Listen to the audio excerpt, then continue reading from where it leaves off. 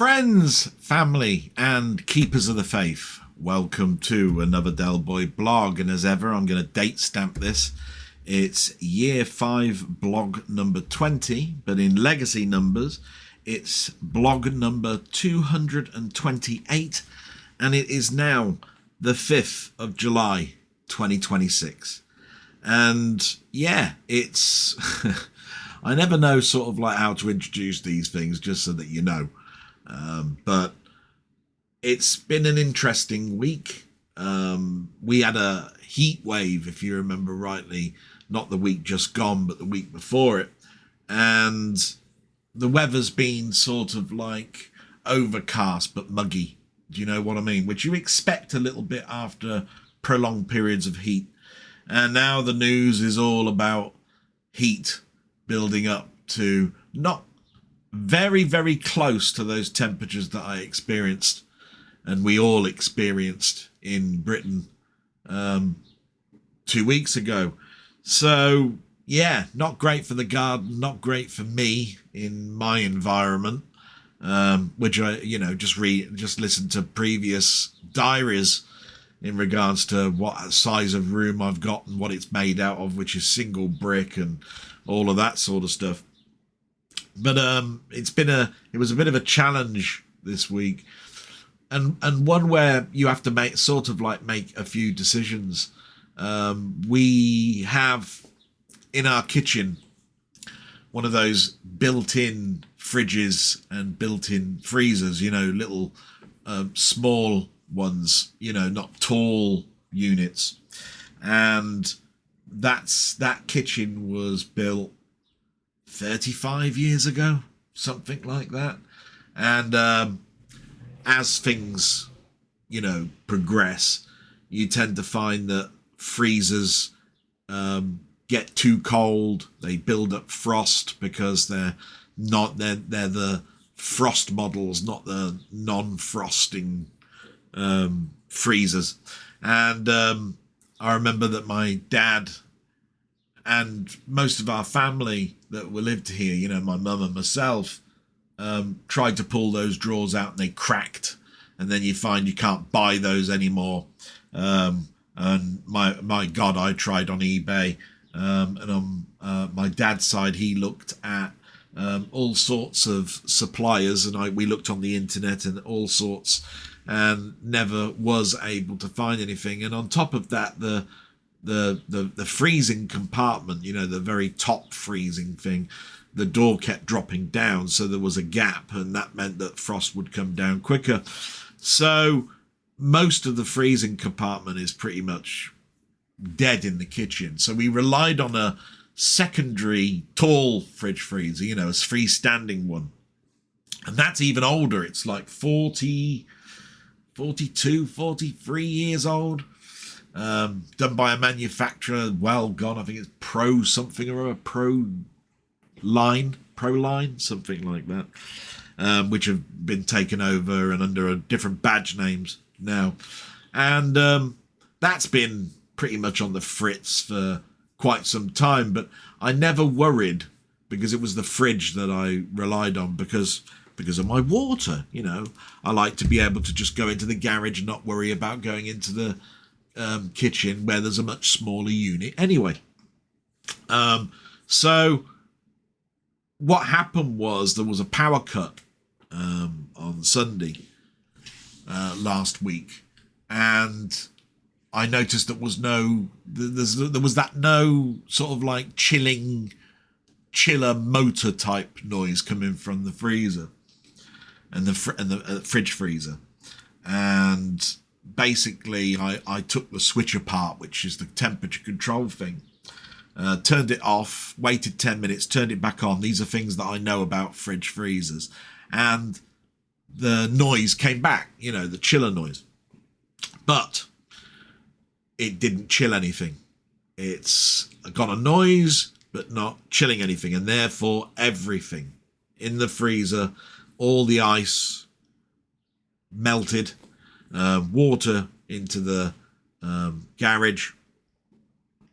And no matter what I turned the temperature dial round to, nothing changed.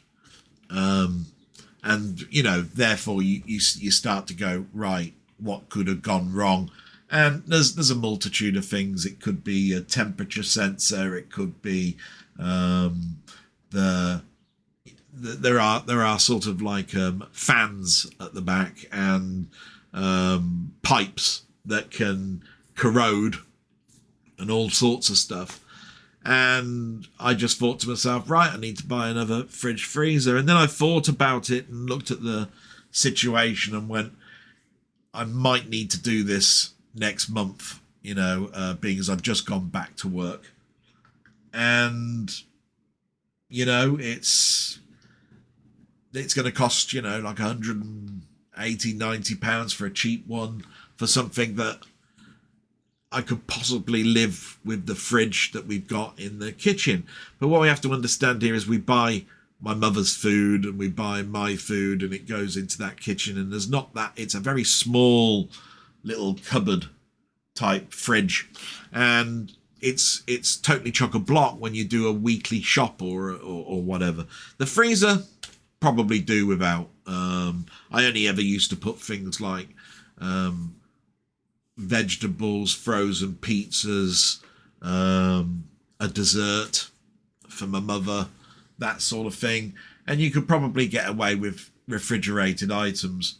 But yeah, it's that was the first challenge of the week. So we'll do things in the proper order, though. We'll get the news out the way. That's just one of the challenges this week. So let's get the news. And like I say, I'm not listening to the news too much. And the very first news story that I read was former Prime Minister Keir Starmer, because we have to call him former now, offered an apology to women affected by historic forced adoption. This addresses decades of unmarried mothers pressed to give up their babies after World War II. Yeah, and I've heard this story before, but I think that this is a the former Prime Minister has certain duties that he can perform on his exit, like pardoning people and all of this sort of stuff. And I believe this is his former apology to something that's probably very close to him. That's what I gathered. I don't know. But I did see, I did listen to after reading that story, I did sort of like look at a podcast, and apparently it was a major story this week, along with the aftermath of the earthquakes that I reported on last week, which, is an awful thing to look back on. The death toll's gone into the stratosphere, as are the injured, as are the problems of aid. So there you are. That's the first story. Not a great one to start with, is it? Next one. Britain appears to have issues with infrastructure and underprepared for the expected new heatwave this week. Retailers indicate low stock of air conditioning units and possible issues reported with the electrical grid demands. So yeah, there's a thing here about the electrical grid which concerns me. I don't know how true that is. I can understand to an extent Currys, Amazon, all of that sort of stuff, selling little portable air conditioning units which are just flying out the window. And I dare say this is going to follow with fridges and fridge freezers. There was an article that was on this morning on Breakfast TV, and they were talking about the old freezers. This is where I sort of know a little bit because of the problem I've got with my fridge freezer, is that older fridge freezers were geared for the ambient temperature outside to be about 25 or 26 degrees, with newer ones around 31 and some slightly higher depending on how much you're going to pay. As you'll know, the temperatures 2 weeks ago were 32, 33, 34. They were going up. And and this might indicate some of the issues that I've got in my freezer, but mine's compounded by the fact it's in the garage, first of all, and in that garage is the washing machine and the tumble dryer, and it's not a convex tumble dryer. It's so basically it's incredibly hot when the tumble dryer is going. So of course the ambient temperature is not having a great time with the ambient temperature in the garage. So this is where I was saying last when we had that last heat wave two diaries ago, that I couldn't even go into the garage to cool down because it was hotter in there than it was in here. So yeah,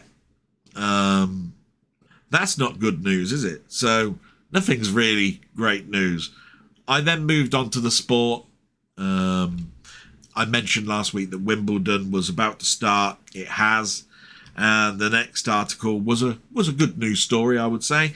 Wimbledon started last week with Britain pinning its hopes on Arthur Ferry, who progressed to the 4th round yesterday. So it's one of those things that in the past, this is my past. Whenever Wimbledon started, we had Henman and a number of other prolific tennis players. Whether they'd get through to the second week, because it's Wimbledon. It's a big event, grass event, and it lasts 2 weeks. And for the majority of my life, we haven't had too many English players in finals, and it was always hit and miss whether they'd get to the second week. We now have somebody that's going into the second week. I don't know too much about Arthur Ferry. I haven't been following tennis in years. So, yeah. But it's a good news story, so I'm glad it's there. And, of course, most of the sport has been covered by the World Cup. And the World Cup has been, well, it's been sometimes entertaining, sometimes stressful, all of that sort of stuff. We had our England team play on Wednesday, and they just got through. I say just, it doesn't sound like it. They won 2-0, but it was painful to watch, and it was 0-0 at half time. And even my mum, and we were watching it because it started at like 5 o'clock in the afternoon, was going, "This isn't very good, is it?" She doesn't say too much more than that. She doesn't go into why she thought that. But if my mother is saying something like that with her condition, and I'm thinking it myself, God knows what people in pubs and drinking and all of that sort of stuff were thinking of it, because I thought it was poor. Far more entertaining were the games around it. Germany being knocked out. Seeing Canada and the likes progressing. Of course, all of this news has changed because Canada are now out. There are 3 co-hosts. So Canada are out. Mexico play England tonight. Or should I say like 1 a.m. over here. And of course the USA play later today. So this is progressing forward, going forward. And if England win, there are 3 more games to play if they go through and if they progress any further. So the next article that I wrote down that I read was England are underdogs for the last 16 match against co-hosts Mexico as they play on Mexico's home soil, with altitude being a factor. It's at the Azteca Stadium, which I think England have played at before when they played in Mexico back in the 80s, 90s. I think it was 86 or something silly. And of course, what was the factor then was the altitude, but also the heat. Now, apparently it's proposing to be rain and thunderstorms, which might aid England a little bit. The altitude you can't do too much about. Apparently, the altitude affects you after about a couple of days, and they've been there 2 days, and the game is tonight. So I don't know how much of that is going to be a bearing. Mexico have always, or shall I say, most of the time that I've ever heard and seen games played with the Mexico team have been strong, fast, strong team. And I haven't seen that strength yet in England. So I can understand why they're underdogs. So that was sort of like the news. And there wasn't really much, again, good news, but I only do it for a date stamp. So that's all I can say on that, really. And so you know a little bit about my week. It started off with that fridge freezer debacle. I've been back at work, and I finished that training on Monday, which was great. Had a meeting with the task manager and my people manager, and was given a dashboard for me to work from and start reading up some of the work instructions again to familiarize myself. And that was really quite fun because memories came back, if you see what I mean. You know, it's like I was reading the work instructions and I was going, oh yeah, I remember that. Yeah, I remember that. And Friday was the biggest amount of work that I needed to do on the dashboard. Remember that the dashboards that are at work are what they call reactionary dashboards. If something happens overnight and the automatic systems pick up changes, they turn up on dashboards, and then you have to correct the mistakes.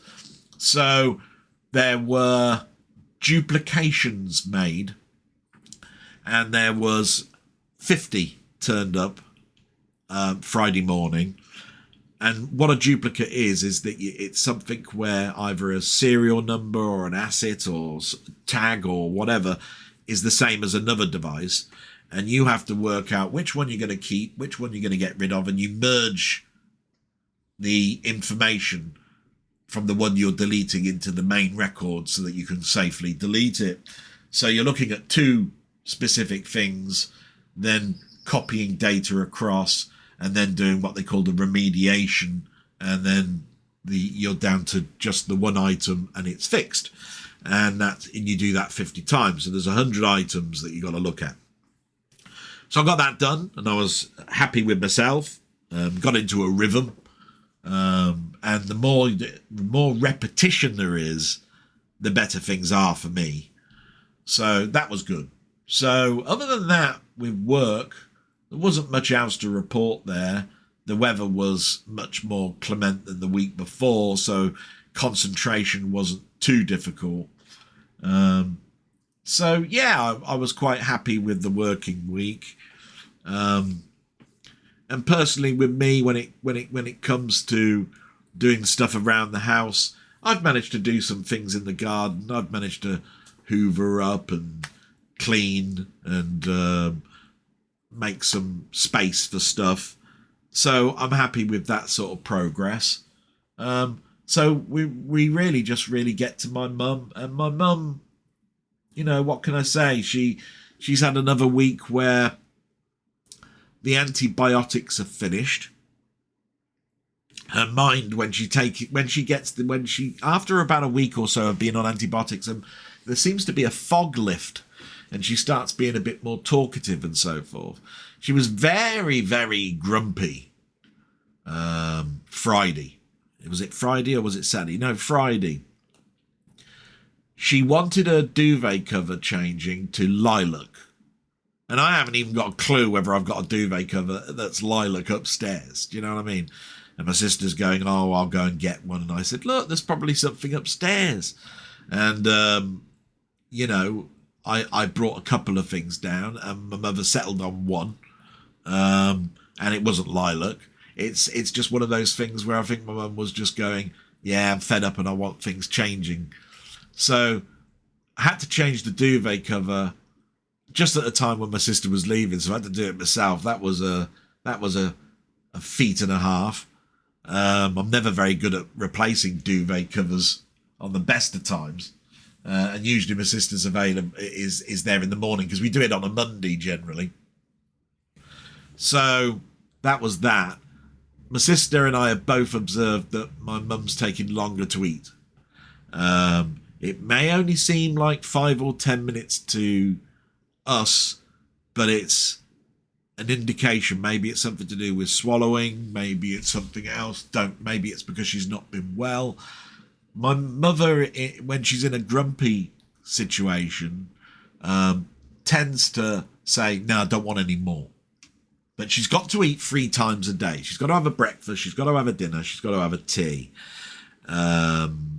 or a lunch and a dinner, right? Depending on how you look at food and dinner and times. But another reason that she has to eat is not only does she need it, but you can't really give her a medicine on an empty stomach. So I'm always there with my mum going, Mum, look, when I give you your tea tonight, your dinner, I give you the smallest amount because you have your main meal at lunch. So I'm giving you a very, very small amount. And I don't really want to hear, no, I don't want no more. You've got to have it for your medicine. But like anything, she'll forget that. And she'll mention it again, and I'll mention it again, and she'll understand. And you then go through the routine of feeding. So yeah, she has a cereal in the morning. She has a big sort of like dinner of things like salmon fillet with vegetables and new potatoes and a pudding, which is the lunch. And then she has something small that I cook her in the evening, which could be something as small as cooking a 1/4 pounder burger and chopping it into little bits with a little splodge of HP brown sauce, and dipping that and putting it into her mouth because it's the chewing and so forth. Do you see what I mean? So I'll only probably give her like a half a burger, and like I say, she'll still say, I don't want to eat it all. But she does get 3 meals, and that's the important thing. And the lunch is the most important, and my sister's there for that. So thank God for my sister and getting her through those processes. My mother always hates the medicine, and of course there is the copious amounts of liquid and the fact that she's in bed all the time, which means that, liquid goes through your system pretty darn quick. So yeah, there's an awful lot to take into consideration with everything at the moment, and I'm not looking forward to the heat rising again next week. We managed through it last time. I swear we probably will be able to this time, but it's just not something that you look forward to. So I've already got a problem with how this week's going to go, and I'm just going to try and remain positive. We also had the doctor phone us up because, if you remember rightly, last week we were talking about my mother going in for a leg follow-up appointment, which my sister had to push and push and push to get this arranged. And so on Monday, it was all hands to the pumps again. Not only am I trying to work, but I also need to get the ramps for the front door to get my mother out of the house, because the ambulance crew are going to use a stretcher. And then when my mother's out, it's making the bed and all of that sort of stuff and getting everything all ready for when she comes back. And the appointment was for 9:40, and the ambulance crew didn't turn up until 10. Now, how my sister wangled it, I don't know, but she didn't miss the appointment, even though it was set for 9:40, and that's probably because of they know that the ambulance crew, and it wasn't our fault, or they were just delayed anyway with how appointments go in hospitals these days. People always turn up late or whatever. So we got through that. It was actually quite fun doing the bed and changing the sheets, with my mum not in the bed because it made it so much easier. But you know, it's like anything. The more I'm doing that, the more I'm away from work. So yeah, it was an interesting time Monday. And after that appointment on Monday, on Wednesday we had the health centre phone us up and tell us their recommendations. Now this is the thing where I take a bit of exemption, because when my mother had her operation, they don't tell you possible things that might need to be done as follow-ups, right? So this guy phoned up out the blue. I was at work, called on my mobile, and the one thing I won't do is talk to a doctor without my sister being present, if possible, right?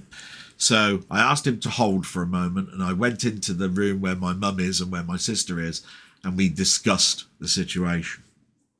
And what he was talking about was, it's about protecting the bone by a course of medicine. So he was talking about, I think it was about calcium deficiency mostly. And you can take it in tablet form. And then we had to tell him, you do know that my mother is assistive eating and we've gone down the oral route. He said, that's okay. And then mentioned about injections, which he said he'll push for, but doesn't know whether we'll get it, but he'll get it changed to an oral solution if possible. And then told us about necrosis and a few other things that happens with this medicine. And he asked us questions like, does your mother have a dentist? For which, my God, my sister and I talked about dentists when my mother was first diagnosed, because we can't get her downtown to get to a dentist. You can't really have home dentistry, as far as I know, but we haven't looked into that. And that's why we clean her teeth in the morning and in the evening and try and keep that routine going as best as possible. And the reason he brought this up is because if this medicine does have a reaction, it will affect the jaw. And he said that's where we're going to need to know any subtle changes. But it's very difficult to judge subtle changes for somebody with vascular dementia. So again, my sister went at the end of the phone call, oh wow, another thing we got to look out for. And I'm there going, I totally get that. And all we can do is remain positive. And she got that as well. But it's just not nice to hear words like necrosis and all of that sort of stuff. And he did say that there was a small percentage. So my question to him was, how small? And he came up with a figure of 1 in 1,000. And that made me feel a bit better. But it's sod's law, it'll be us. You know what I mean? And that's where I'm trying to keep those negativities away. So she's got to go in for blood tests before we can do anything. Get the medicine sorted out in the form that we can have. And then go down the route of getting this sorted for my mum's leg. Now, my mum's been really good, actually. We've been doing more exercises for her. And sometimes she does them herself without us asking. So she's actually been moving her leg up and down at odd times during the afternoon. Maybe that's because of being uncomfortable. I always ask my mother, are you uncomfortable, Mum? Can I adjust the bed in any way? She goes, no, I'm all right. I'm comfortable. But then she moves her legs around. So you're always there going, what is that? What's the reason for that? But we seem to be managing on that as well. And that was pretty much it for my mum, really. So there was a hospital visit, a doctor's call in regards to medicine, and prep for what we can do this week in regards to heat. And like I say, when it comes to me, I've been doing stuff around the house, working, doing stuff in the garden. There is now hose pipe bans in place because of the heat. That's going to get worse. The garden, the grass is now starting to go brown. All of those plants are now starting to wilt a bit. I do what I can. Can't use any recycled water because I don't have what they call a water butt. And also, the water that we use for my mum, it's got detergents in them, or even Dettol, like an antiseptic and all sorts of stuff in it, which means you can't put those on plants. So, yeah, not great. I did go out and, with the heat and kill some more weeds. And the way I kill weeds is I've got one of those wands that you spray, with a hand pump. And I fill the container with 15% white vinegar, salt, and kitchen detergent.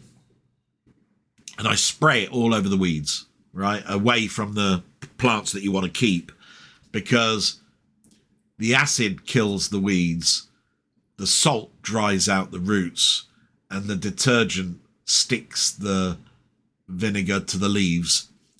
And it's a much more bio way of killing weeds. So I've done that twice this week, and everything's all going brown. So that's a wonderful thing. That's killing all those horrible weeds, and the garden looks so much better for it, because where I'm spraying it is on our front drive, okay, and the pebbly dash area that's right outside my window. It's not being used on the garden. This is just being used on concrete. Do you see what I mean? So that's why it just looks a lot better. And I can't think of anything else. I think that's it. Which is great, because that's fitted into the usual 30-odd minute that I do for what's happening this week. I'm not going to give it a particular word like challenge and all of this sort of stuff. It is what it is, and I've got to remain buoyant for next week, and that's exactly what it will be. Buoyancy. So we'll go with that. So I'm just going to check on something. So I'm going to do a little pause here, and then we're going to get to the shout outs and reading out the comments, which I always find the best part of this diary anyway. Makes me think and so forth. So back in a moment for you. I'm back, and it's a little bit later, and there's a few things I thought of that I probably have already forgotten about now, but when it comes to the sport, just to everybody to know that the British Grand Prix is today. I don't know how much I'm going to be able to see with things changing from last year, where my mother was able to sit and walk around a little bit, but now she's bedridden. Quite what that will mean in regards to watching the race. I'm hoping I'll be going to be able to see some of it. It's just one of those sort of like little changes. And I'm sure that there was something else, but it's it may come back to me. But as I said, I like to get to the bit where it's the shout outs. The shout outs I like because because when it comes to the comments, it makes me think.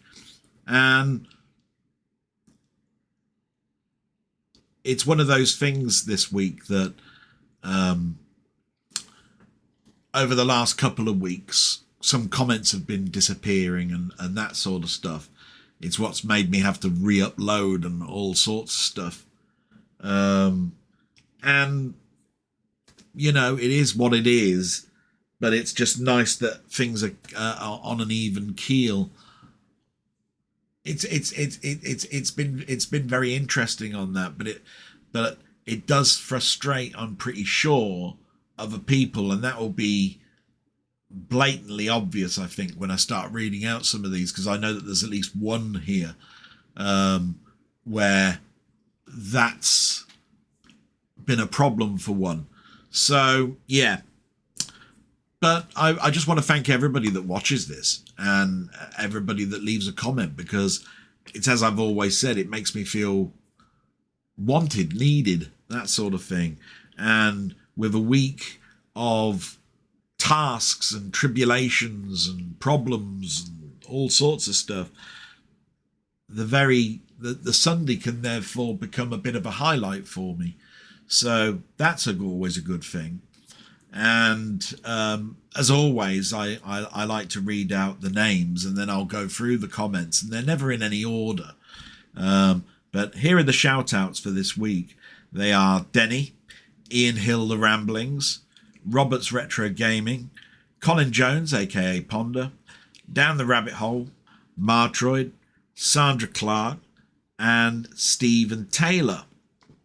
And that's really good. All these people have sort of like watched and had a thought and wanted to portray that. And some of it can be criticism, and some of it can be advice or observations, and that's always good. I always like that. Nobody is infallible. No one is perfect, and I can only grow. And this whole thing was an experiment 4 years ago. We're in our 5th year, and you know, it's just really, really good.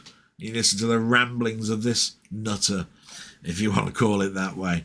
But we'll start off then, after I've just had a sip of water, with the very first one I've got listed on the screen at the moment, and that's from my friend Denny. And it says here, "Hi mate, a bit late with my comments this week, as I've not long got back from Llandudno after spending a few days down there. If anyone's not been there, I can fully recommend a visit. A beautiful area in Wales. It's Conway and Ross-on-Sea are 2 other places to visit while you're there. And I must admit, when I think back to my holidays, we went to Prestatyn and Cardiff and Barry. Brecon, I think we went to. I went to Bangor, went to Portmeirion. So I've been to areas of Wales. I can't remember every single one, but every time I went, I thought it was beautiful. So that's good. You can get to the last 2 places via the number 5 and 12 buses, which depart from where Witherspoons is located. Only managed to find one thing on my holiday, a Wurzel Gummidge annual through a special. Only managed to find one thing on my holiday, a Wurzel Gummidge annual, though a special one, as he had signed it to someone dated 1980. I only paid £5, though the spine is a little battered at the top and bottom. I'll get around to doing that video on my films, and I'll include that. And I really look forward to that. I used to like the British annuals. If anybody in America is watching, annuals are a totally different thing. But we used to, as children, get toys and clothes and all of that sort of stuff. And there'd always be a gran or a granddad or family member that will buy a book. And the book would generally be an annual, and it would usually be an annual based on a weekly periodical that as children you got. Could be the Dandy, the Beano. In my case, it could be the British arm of Marvel Comics. And then there were things like Look-In annuals and characters on TV. So you'd get things like Wurzel Gummidge, like Denny said there. So it's always good to see those, because they included comic strips, little novelettes type things, you know, ones with very few pictures in, some games, you know, like join the dots, or get to the center of the maze, or word searches and things like that. And there'd always be an article or something about how the TV series was made, and they were great. They were hardback, and I never found of it as being a poor thing to get, even though I was well into where's the toys, you know, when you were opening things underneath the tree. So I always enjoyed getting the annuals. It was a fun thing. So Danny continues. So the big news this week is Sony have decided from 2028 to go digital only and remove the consumer's choice to own a digital copy of any game they release, on I presume will be the tail end of the PS5 and the start of the PS6. Pure economic greed, no second-hand market, games priced highly on their digital platform, and the prospect of no sales. Limited edition collectibles will be gone too. You will be left with a sterile buying environment. They will also have the right to remove whatever games they see fit.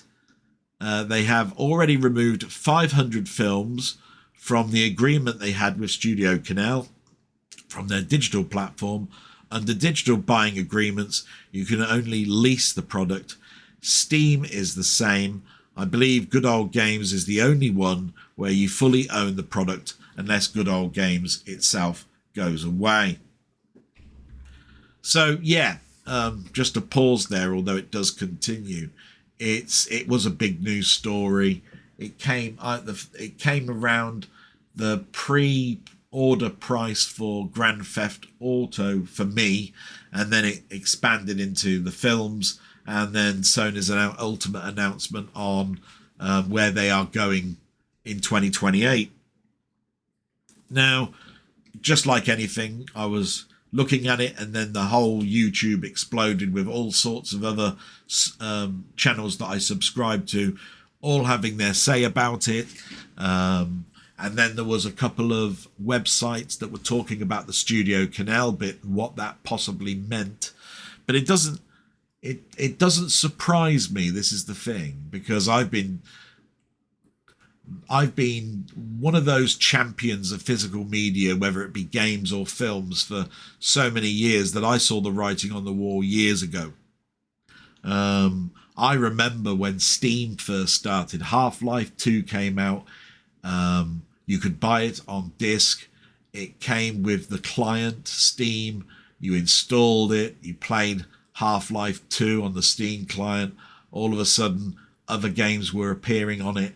And what seemed to happen is the shops that I bought my games from, like Game and Game Station, the DVD and CD section of PC games dwindled to the point where it turned into nothing other than Steam gift cards. And you go into a second-hand charity store now, and you'll see the Xbox stuff and the PlayStation stuff, and the PC stuff is next to nothing. There's, and most people I think are looking at them and going, well, I ain't even got a CD player or a DVD player in my PC anymore. And it probably won't work under the operating system I've got. And the thing about the removal of things is that it does annoy me, because there was another YouTube channel, and I already knew this, but the person said it in such a way that I went, wow, you couldn't not be aggrieved by this. But Sony and Microsoft and that, they use the word purchase, buying an awful lot. And purchase and buying to me means you own it. But if you ever read the terms and conditions, you'll see that really you're leasing it. It's like you can't even say permanent leasing. It's there, but if they want to remove it, they can. Now, if I buy something, I hate it when they have the right to remove it from your collection. Think about this for a moment.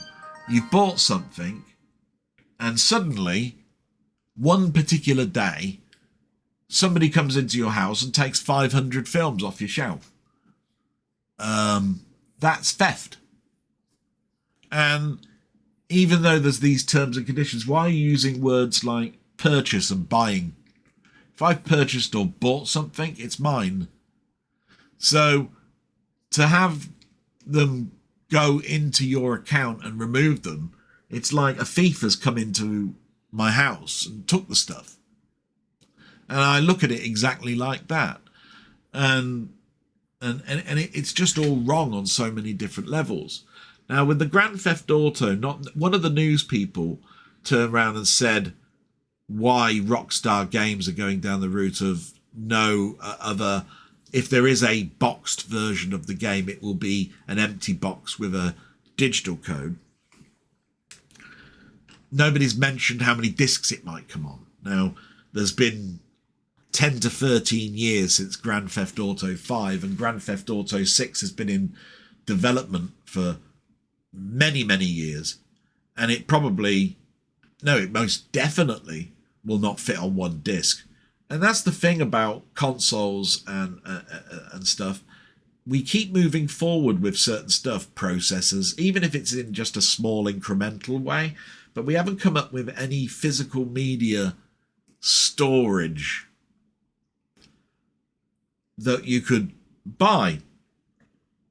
And so Blu-rays are trapped at 100 gig using a laser that's been around since the CD days.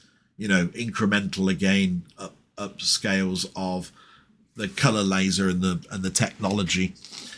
But they still have a laser lens. They still have belts to spin the disc, etc., etc. They generate heat. Heat lowers the reliability. Yet we've had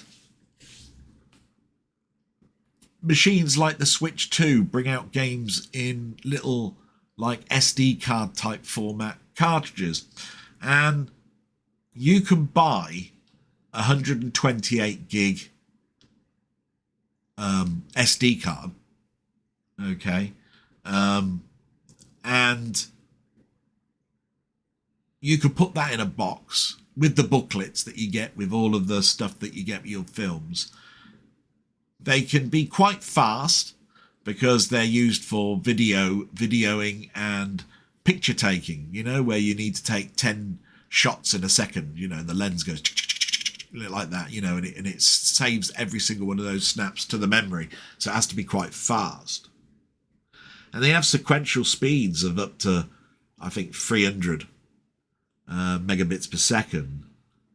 So why not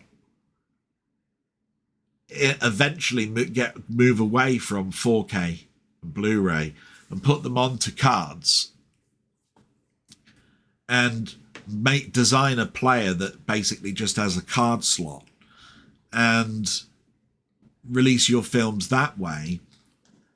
You'll have a greater amount of space because it's at least 28 gig larger than the largest 4K disc.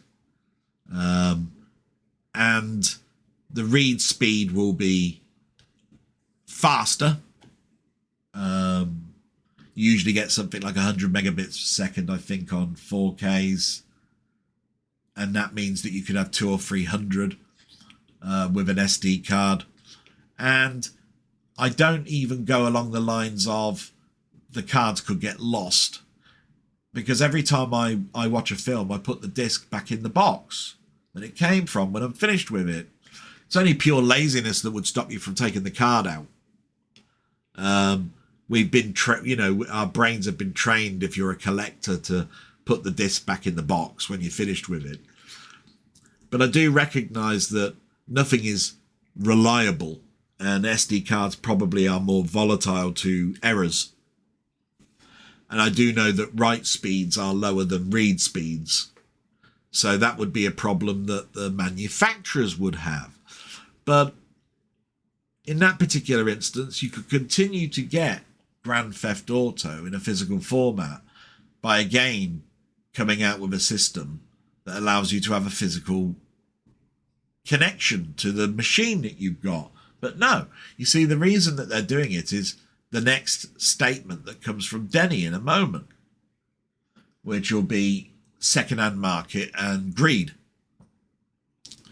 So that was just a little idea, and it's one that I've run through my head all this week, and I haven't really gone down the deliberation route for me to do a video that says, here's the pros, here's the cons, and all of that. But in my head, it works.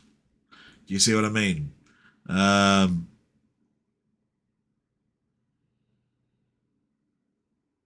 So Denny ended with, I believe, Good Old Games is the only one where you fully own the product unless Good Old Games itself goes away.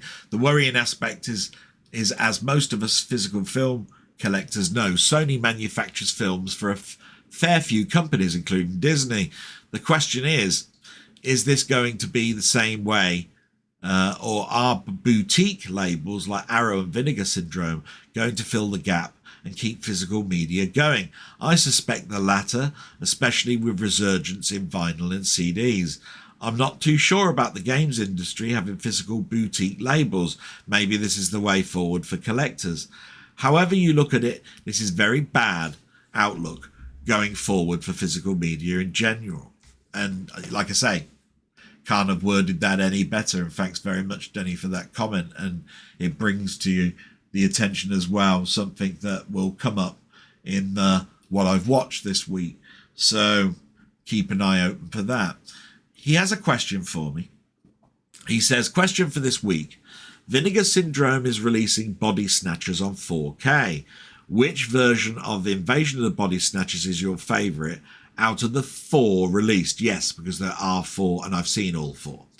Best wishes to you, my friend, and pass on my best to your mother. And yeah, there is a 1956 version that was based on the original novel. And I don't know when the novel came out. I think it was 1952, 53 maybe. There's a 1978 version, which I bought from Arrow literally, I think, in the last year and a half. A 1993 version, which I think was for TV, if I remember rightly, and a 2007 version. Now, just to put this into context, Kevin McCarthy was in the first Invasion of the Body Snatchers. It was in black and white. It was all the better for it.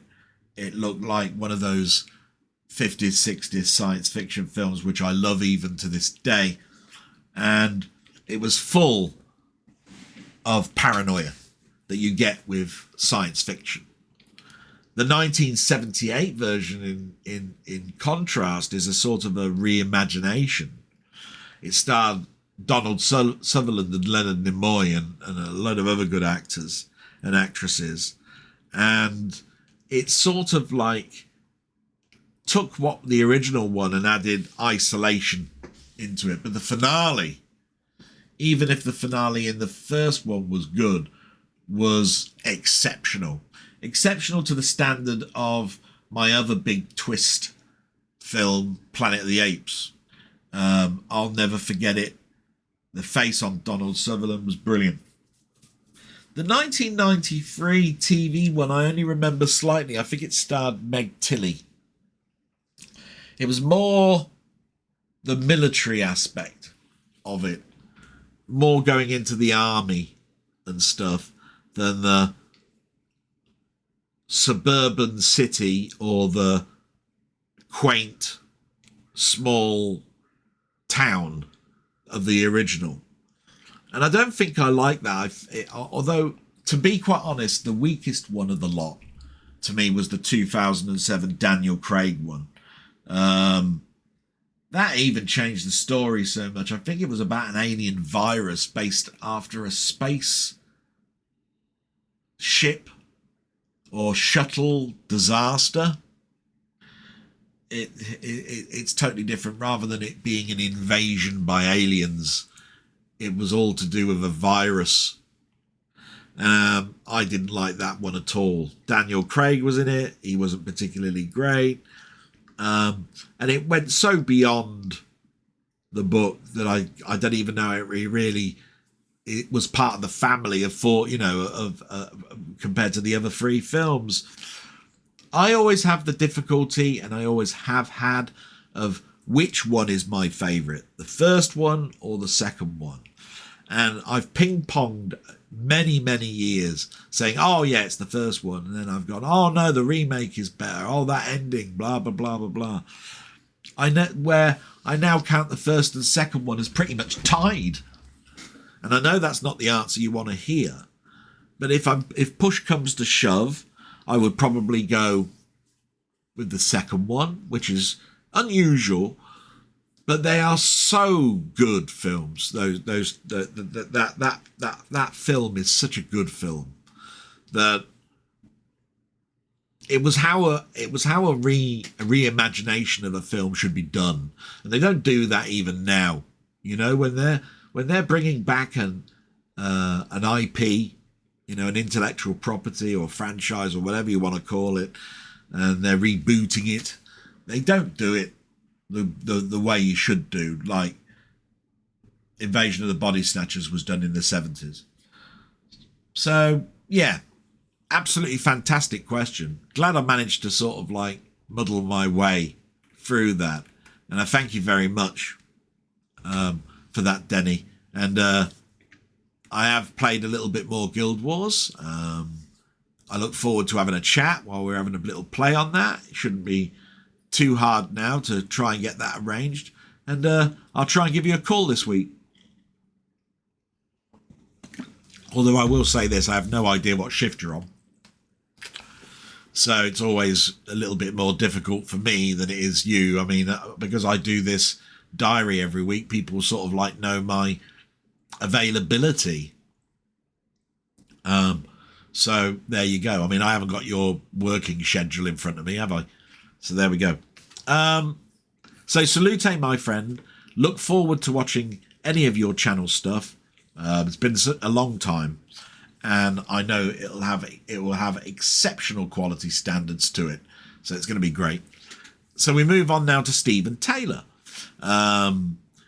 He's commented a number of times before, but he's put this time, "Hi Del Boy, I hope you're doing well. We're about to go through the third heat wave of the summer, and it's only the beginning of July.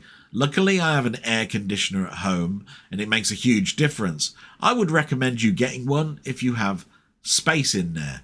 And it was only a couple of weeks ago that I actually showed the little air conditioner unit that I bought for my mother's room.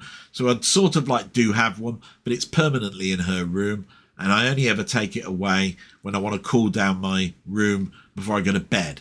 So when my mum goes to sleep, I usually pull the air conditioning out, bring it into my room, switch it on. 30 minutes later, I'm switching it off again and getting into bed. Do you see what I mean? So it just chills the room a little bit because it's still warm in the evening. He continues. I wanted to ask your opinion on the latest generation of consoles. I know you have a PS5. Yeah. And a Switch 2. Yeah. I'm not sure about the Xbox. Yeah.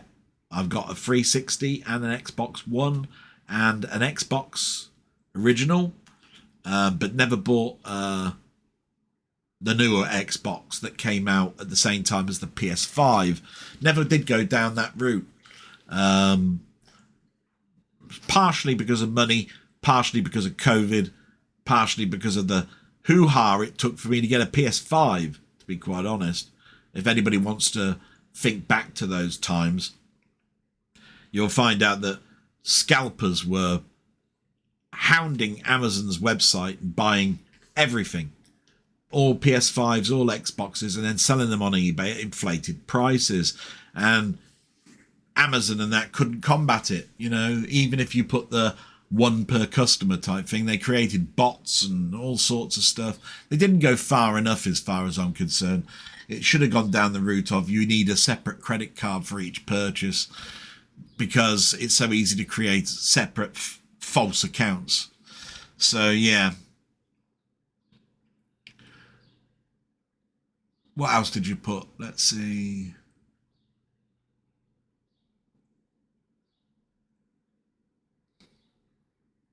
Yeah, so I was talking about the Xbox, wasn't I? So I bought a PS5 and I've hardly played it. I bought it because I think Miles Morales Spider-Man was a launch title.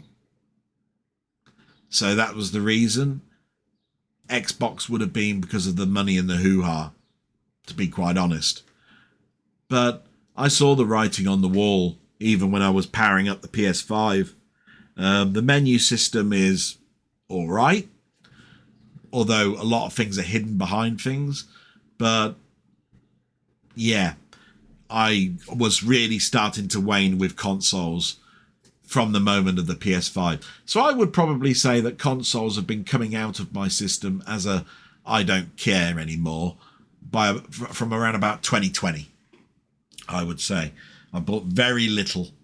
And what I have bought has been things like POW Kiddies, which are little clone things. And I haven't bought any major console since the PS5. And when it comes to when the PS6 comes out and whatever the Microsoft's naming will be of the new console they bring out, I doubt I'll buy it. And that'll be the first time since like nearly forever that I haven't bought a console. But I'm just not interested.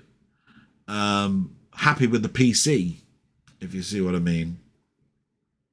So maybe this whole physical media on console thing is less of a thing for me, but I just think of all the other people and people that are on breadlines that can only buy a game for their son or daughter from a shop like Sex and that whole charity second-hand market, because just like Denny was saying, there'll be no physical media, and having old games still working will mean that if you want to purchase those, they can control the price. They won't be the £2 and £3 that you can get in a charity store. They'll be whatever they want to set it. They can set it as high as 40, 50 quid. Which is all sorts of wrong. It's just another thing that I need to add to what I've been saying already. Have you bought many games for your consoles? And have you been impressed with the quality? Or do you find yourself using your PC mostly to play games? I stopped at the PS4. I thought nearly £500 for a PS5 console was too expensive, and the Switch 2 isn't my cup of tea. Have a good week. Best wishes, Stephen. And that's a fantastic, like I say, worded set of questions, and opinion raised on it is that I never bought hardly any games. It just goes to show you what I really meant on that. £500 for a PS5 back in the time, I was thinking to myself, yeah, this is around about £100 too expensive. But I remember when I bought the PS3, how much that cost me. That was one of the most expensive purchases I had ever made at that particular point in time. And, I think the PS4 was $399, $499, and this was a £500 console. So it's 7 years on. So you could turn around and say it was priced about right. But I did see sticker shock myself. So I won't say any more than that on that. So yeah, that's a very interesting thing. Thank you so much, Stephen. I really appreciate you writing some things down for me to speculate and talk on. It is a worrying thing. And I am a collector. So I really do want everybody to be involved when it comes to games and films and TV and protecting what we loved and what we still love. So that's fantastic. With that, I'm just going to take another quick break. Won't be a moment. And we're just going to be moving on. And I just want to say salute to Stephen Taylor for his comment, and it was absolutely great to start thinking about consoles and stuff again. I have to say, I think I have still more good old games in my collection than I do in my Steam library, if that gives an indication of anything. And yes, you can still at the moment download those executables to install, and that means I can put them on whatever physical media I want, whether I've got several PCs and I've still got a burner, but I can put them onto an external drive or whatever. They're mine. Can't get rid of them if they're on my external drive. So yeah, I feel better about good old games model. even now. But we move to my friend Ian Hill, The Ramblings, and we'll see what he's put. He's put, "Hi Del Boy, hope you and your mum are just getting through the week the best way that you can. I've still not fully been able to cope with the heat. They say we have another heat wave on the way," and we do. "We had a good live together on Thursday. I think we will be okay in getting back to normal to Wednesday. The World Cup matches should not clash with our live." Yeah, and obviously there's a question mark over England getting through to their next game.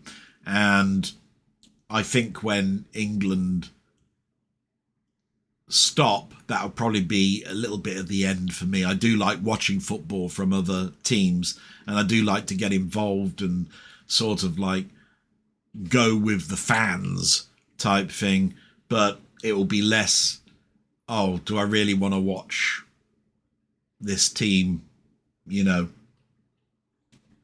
But that's just me. That's not everybody, is it? You continue. "I've enjoyed watching England, though they always seem to make the fans suffer." Yeah, they do, don't they? "Thank God we have Harry Kane, a genuine world-class player. However, it's going to get increasingly difficult as we progress. I know people do complain about it, but it's only every 4 years we get to see some of the best teams in the world. I've not watched any tennis at Wimbledon. I don't know any of the players. It's not something I follow." And it's pretty much what I was saying, really, in regards to that. The World Cup is every 4 years, but it does go in 2-year cycles, really, because you have what they call the European games. So you have World, European, World, European, World, European. It's every 2 years. And that's when you'll get England concentrating on the next 2-year tournament. And then it'll be back to the World Cup again. So it is ongoing.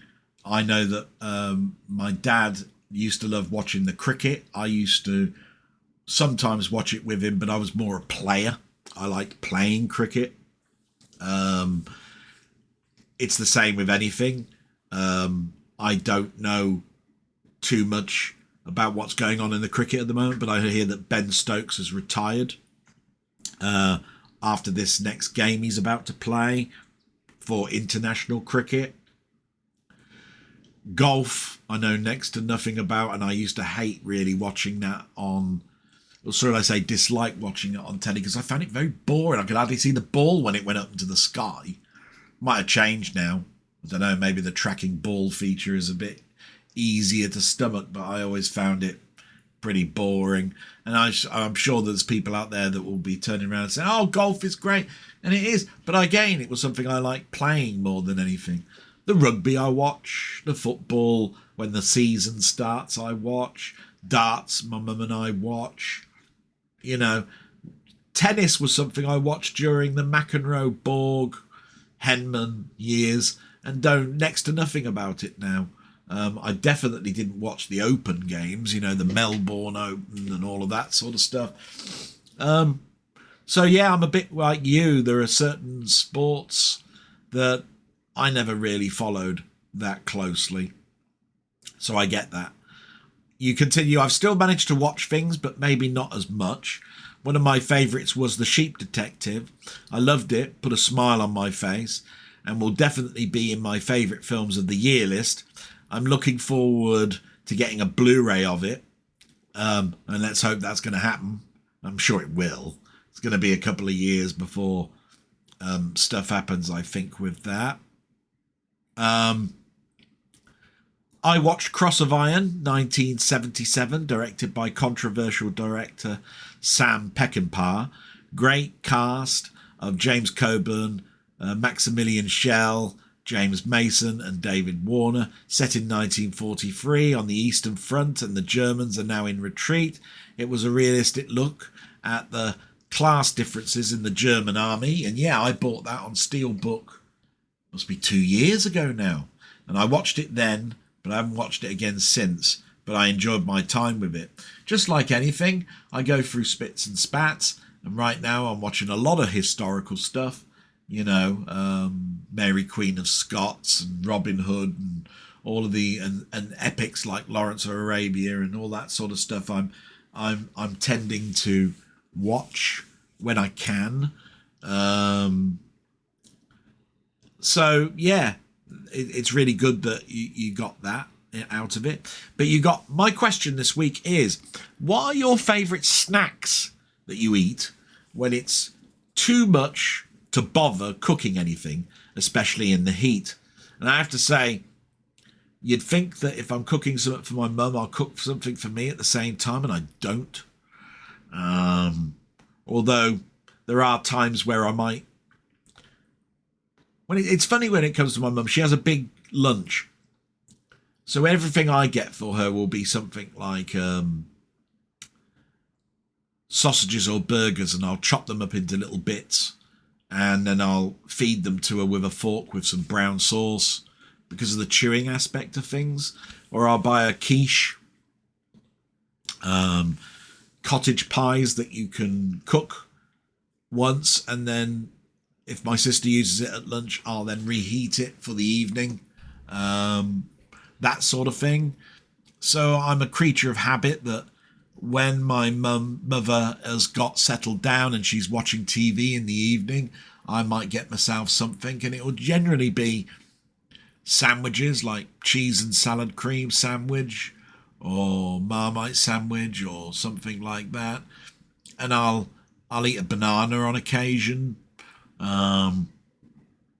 Or I'll eat popcorn or crisps, and the crisps will be the kettle variety in small amounts.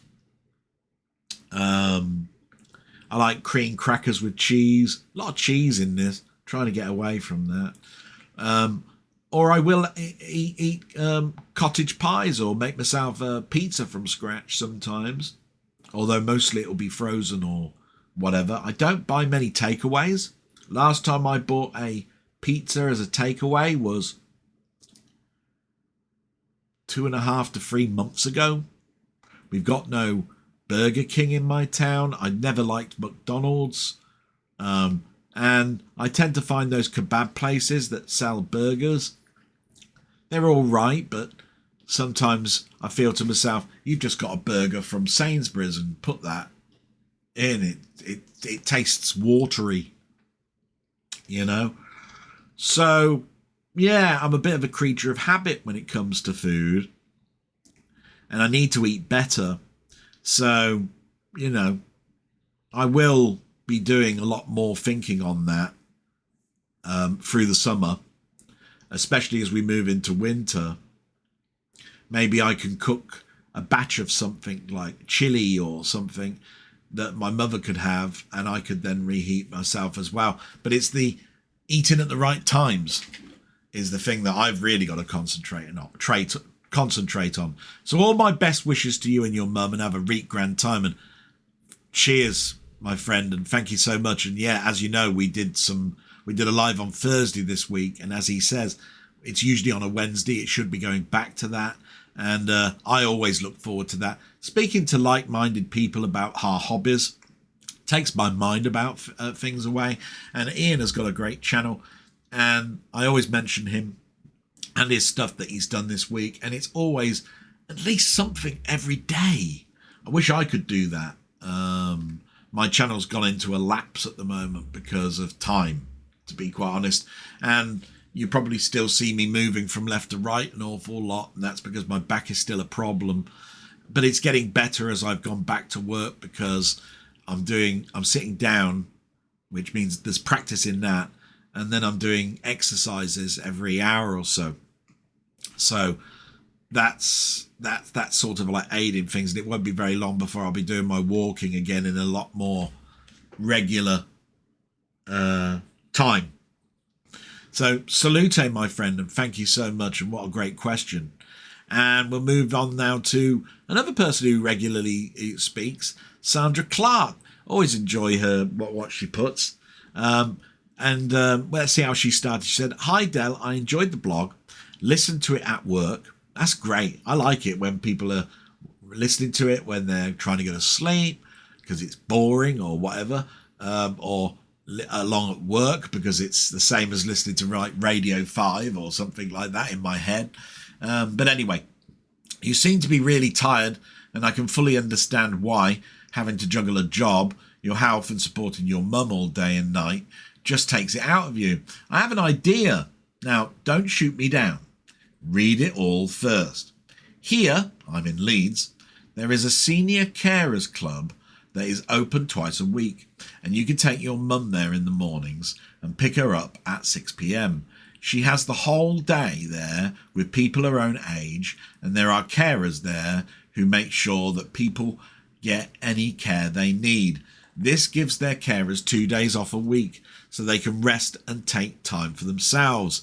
Could you check to see if there is a place like this in your area? ? It would give you a little time off where you can rest and recover. I know of it because one of my workmates takes her mum there twice a week, and she says it's made things so much better for her. Please check it out. All the best, Del. Bye-bye for now. Now, I've read that out in its entirety, and I did actually reply to her, but I'm just going to explain something a little bit now, because there's nothing rude in that. That's absolutely fantastic, and I tell you what, it's a great idea. The thing is that we tried this, and it was September last year. If you go back to my diaries, back in September, you will see this is what we tried.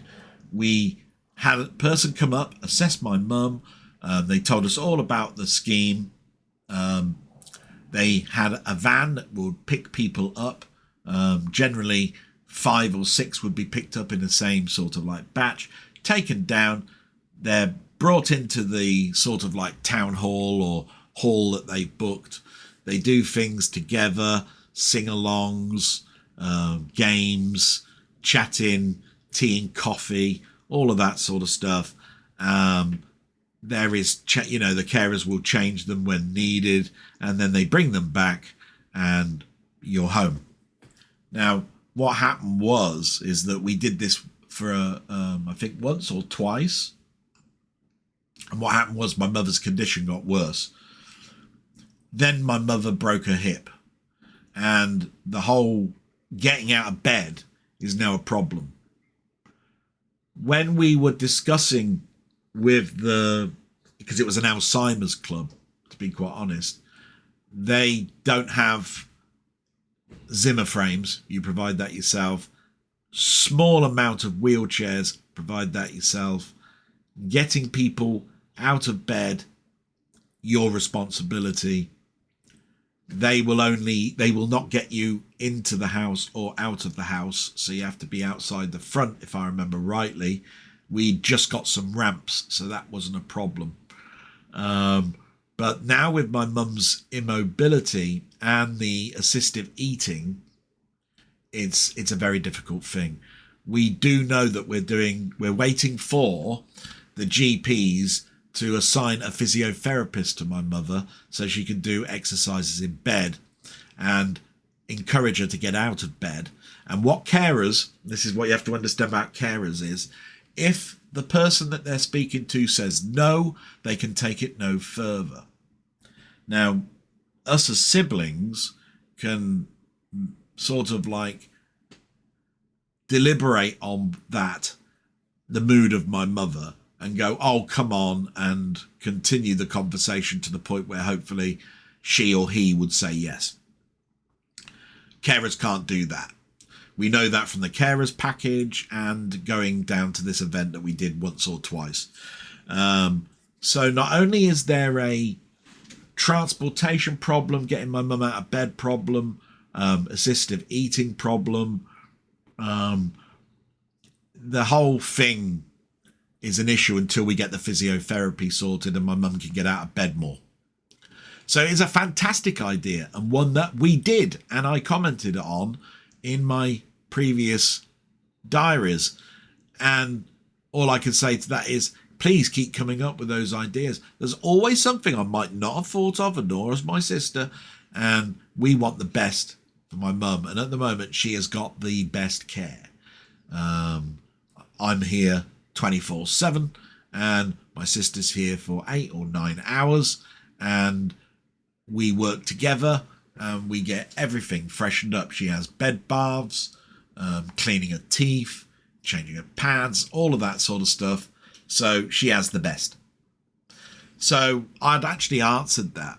But the thing about this is that Sandra then came in and said, well, during Ian's stream, that she was having problems watching some of my videos. It seemed that she tried to go back a couple of years and said, you are not allowed to watch this video. But I've looked and there's no YouTube setting that says you can set a time for older videos that a person can watch it. She's obviously watched this particular diary entry, which means she's not banned. She's commented and it's not been deleted. So that's not happened either. So I have no idea what I'm supposed to be looking at. What I can guarantee to Sandra is she's not blocked. In fact, after that particular event on Thursday where she was discussing this, I went in and put her in the safe list. So she's even in there. So I just want to say that because it'd be, why would I want to cut my nose off to spite the face in regards to people wanting to watch my thing? That'd be ridiculous. You know, so that's all I can say about that, Sandra, and I hope that gets resolved. All I can ask you to do is have a little look at looking at things on your phone rather than a PC, that sort of thing, and find out at the point where you can't. That's a lot of work for you, so I wouldn't even go down that route. You might need to contact YouTube yourself. I certainly have sent no end of emails to YouTube in regards to people's comments disappearing and got next to nowhere with it. And even now, I have people that I see the comments dwindling, and I can only think it's in a logarithm or a change in their engine, YouTube's own engine. Now, I did send a message that said, and I'll quote, it says here, "Hi, Sandra. I've put, just a test to see if you can read this. I can still see your message, so no block here. I don't think YouTube has a setting to say you can't watch videos from 2 years ago, but you can see them from last week? Question mark. Seems strange. If that's what you're saying, if I've got the right idea of what you were saying, let me know. But I checked and you're not blocked. And I haven't had a reply to that yet. So hopefully she saw that, but I've read it out as well. So I'm glad I've got sort of like things semi out of the way. Salute, Sandra, and I hope you still stick around. And of course, you were there for Ian, so you'll always see me around anyway. So that's great. Absolutely brilliant. And I'm so glad because it encourages you to watch Ian's channel. So that's brilliant. We move on to my friend Colin Jones, aka Ponder. And he always keeps me on track with technical things. And I said last week my prediction was his blog was going to be due on Monday. It was. And here we go. He's put this time. The heat has been exceptional. And as I said, even I've been having difficulties. But I have a horrible, educated feeling that we're going to see more of this. And we'll have to adapt. Not just individuals, but the authorities are going to have to accept this is going to get more frequent and provide methods to ease the discomfort. We also need a new law setting for a high acceptable working temperature. We have a low, but not a high, and that will have to change. And that's something that I was aware of because not only have I been a manager, I do know that it is a legal requirement that temperatures are monitored in offices. And I do remember us having to go home when one of the probation officers got below a certain temperature. But when it was hot, we never were sent home. We were just told you don't have to wear a tie anymore. You don't have to have your top button tie done up, all of that sort of stuff. So you're quite right. No high end limit, but a low end limit. That needs to change. Sorry to hear your mum isn't well, and I hope she's pulled through quickly. She's in the best hands with the both of you for sure. Sending my regards and thank you very much, and you know that'll be passed on. Steel toe cap shoes are not expensive. Oh, sorry if I got that wrong. Look for safety shoes and you'll see them as low as 24 quid on Amazon. I suppose what I was trying to get at is that I was talking about a time in the 70s and 80s which is when we were getting them. There was no Amazon then, matey. And all I can say to you is that they were sorely sought after. And the donkey jackets themselves were incredibly good quality. And I do know that donkey jackets do hold their value. But yeah, steel toe caps. Didn't really think too much about that, to be quite honest, when I was mentioning it. But when you're doing a 2-hour plus blog, sometimes it's what comes into your mind. And I'm sure you're aware of that, doing your own diary.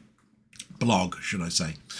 I noticed the slowdown in Double Dragon during my stream. I've been given a tip that helps me get a lot further, and I have been than I ever have been getting this board. Back elbow everyone, punch and jump together. So I got to the stages of slowdown, and boy, does it slow down. It does. And I've seen it in plenty of YouTube videos to know. As for your coping with heat answer, I didn't ask the one that works anyway, so you did great. Yeah, thanks very much for that. Personally, apart from the pool, because he's got a little pool in his garden, I just take my time with everything and drop anything optional that I feel will take too much effort. I'm the same as you with hot drinks cooling you down. I also know that ambient temperature water is better for hydration, but I still feel more refreshed with a cold drink. And perception matters more than the short term. Epic movies. You missed El Cid. I did, didn't I? Yeah. I think that's my personal favourite. It is a good film. And I'm pretty sure I saw it this year, actually, on BBC Two. I have to think about that. I don't think people are surprised by no physical media for Grand Theft Auto 6, but calling it physical media when there is no physical media is a piss take. Mind you, the last Grand Theft Auto I played was the first. Yeah, I remember the first one and the second one, and I played the third one quite a bit. Didn't play the fourth one much, and the fifth one I've got, and I think I've loaded it twice. I think I just moved away. I got sick of the multiplayer aspect of it, and the single player didn't rivet me, if you see what I mean. It didn't get me that engrossed. But I do know that's sacrilege to say something like that. But this is where I'm saying, well, it's just individuals. And at that particular time, I was playing Guild Wars and a number of other things, and I just found that I wanted to be entertained, and that was why I didn't play those as much. I can see why there's no physical media. There's likely no way to get that much data onto a physical media format reasonably, maybe 6 discs, but I don't call it physical when it's clearly just a box. And the question you've got, you mentioned a classic camera, but do you have dedicated digital cameras? If so, what model would you recommend? And would you recommend it to others? If not, and you're able, what model would you get? And it's funny you mention that, because this was brought up as a question actually by Down the Rabbit Hole several months ago. And I think it was around Christmas time actually. And I was telling him that I was looking at getting a body-only version of the Canon D90, which I eventually did get, although I went down the second-hand route because I couldn't afford the price, even if the camera was, even at that stage, 2 years old, I think. I mentioned last week the Olympus, and I did go hunting around and I found it. This was my Olympus camera that I was talking about. Much better to see it in question now, isn't it? It's a proper film camera with, you know, the light sensors and everything at the front, a flash built in. It's a lens that's got a telephoto and retraction on there, and it was probably one of the first most expensive cameras I ever bought. After that, I bought like Fuji quick fix cameras, which I detested really. And the last good Olympus I bought was the 3D version of it was an AZ 1000, 3000, something like that, 300, I can't quite remember. No, the AZ300 is what I've just shown you, but it was an AZ something or other.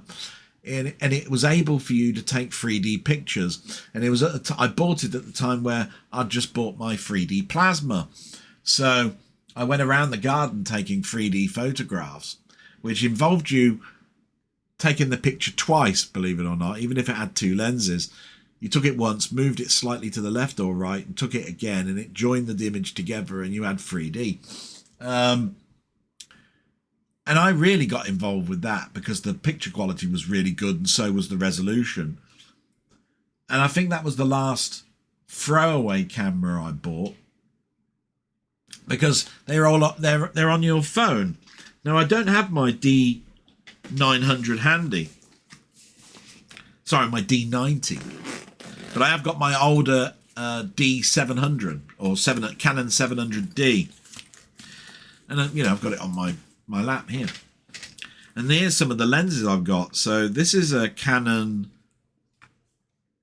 what is it? It is a Canon 28 to 135mm lens. Look at the size of that thing. Wow, I love the DLSR cameras. All of my cameras have got hoods, and the lenses have got proper focal tints on them, which you could just pull off. This one is a 28 to 135. It's in the ultrasonic range. It's really quite good. There's the manual moving in and out, but actually it can be done through the camera itself, and it has image stability, so it's got IS. So there's one. Here's another. This one is a 10 to 22, and it's more like a fisheye lens. Again, it's in the ultrasonic band.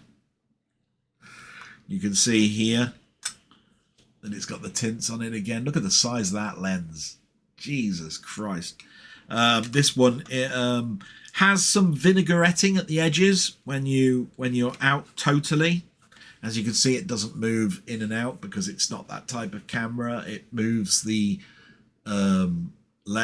glass lenses up inside and out for the focal length.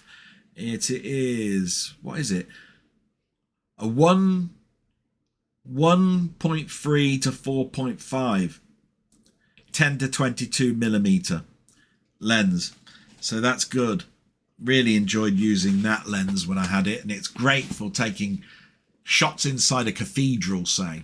Now you want to have all the stands, everything at the front, all in one wide shot. It's absolutely brilliant for that. And I think I've got my macro lens in here. Now, the macro lens is something that I'd have loved to have been able to have paid more for.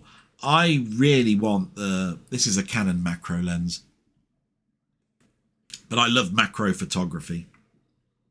This is a 60mm, and I wanted the 100mm, but the price of the 100mm and it's ultrasonic as well. See, it's the ultrasonic. The image stability that's electronic with 100mm lens was something like £600. This one was £299, if I remember rightly, when I was into my photography. And the 60mm is more like 100mm because my sensor is not one-on-one. It's a half sensor, which means that you times the sensor with the because it's not full frame with this, and it makes it 100mm, which is another reason why I was able to afford it. And there's the old 700D body. There you go. As you can see, it can expand out, so I can turn things around. Absolutely fantastic camera as a basic. So like I say, this is the 700D. This is how old now? 12 years old, and I think I've kept that in pretty darn good condition. There's the shoehorn that goes onto my tripod. And I loved it. I thought this was brilliant. And I got a great amount of fun. I learned all about construction of an image. You know, I remember going down to London to see Alan Mainmeister, and he had his camera, and he had a really nice camera. And I was telling him about how so many people take a picture with everybody in the center, and that you can do some exceptional shots if you shift yourself to the left or right. It's what they call the free part shot, and you can get things like bends in fences and get some really lovely shots of winding paths and stuff if you don't just put everything in the center of frame. If you shift it, makes the picture look so much more interesting.